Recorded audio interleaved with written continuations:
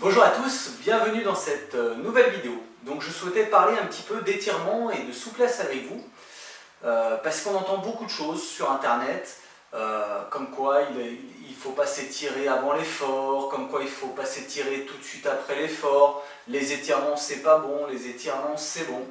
Enfin bref, derrière tous ces débats qui sont pour moi, qui n'avancent pas et qui n'ont pas lieu d'être, je voulais faire un petit peu le point et éclaircir certaines choses.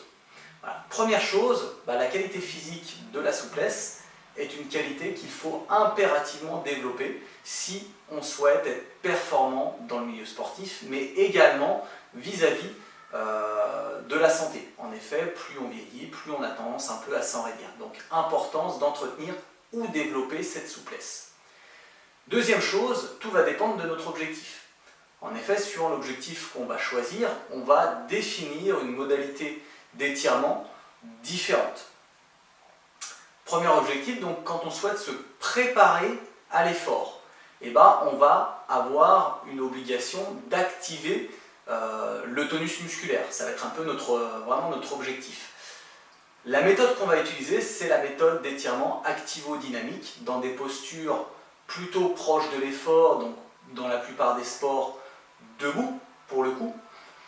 Ensuite, on a un deuxième objectif qui va être donc de restituer un peu les amplitudes articulaires après l'effort, donc pour que les muscles puissent récupérer, donc retrouver une longueur initiale. Donc là, le but ça va être vraiment d'inhiber un petit peu ce tonus musculaire et ce réflexe myotatique.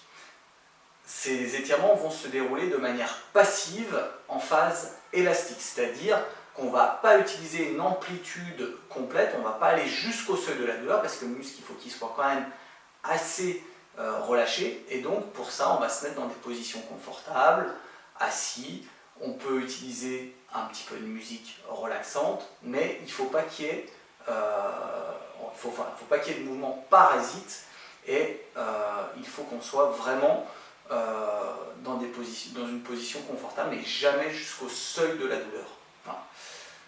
Troisième objectif, ça va être le gain d'amplitude pour améliorer donc l'extensibilité. Pareil, là l'objectif pour le coup, ça va être l'inhibition du tonus musculaire et du réflexe myotatique inversé.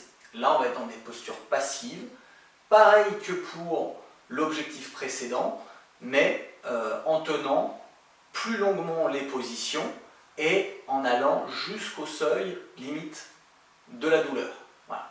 C'est ça qui va faire la différence. Donc restitution d'amplitude après l'effort pour récupérer des temps d'activation d'étirement assez courts, donc une vingtaine de secondes, et pour le gain d'amplitude on sera plutôt sur des durées qui vont durer 1 minute à 2-3 minutes suivant le sport pratiqué.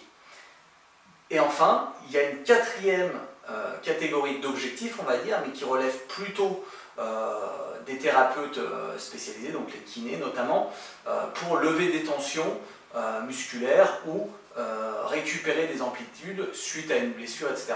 Mais ça ne fera pas l'objet de ma vidéo.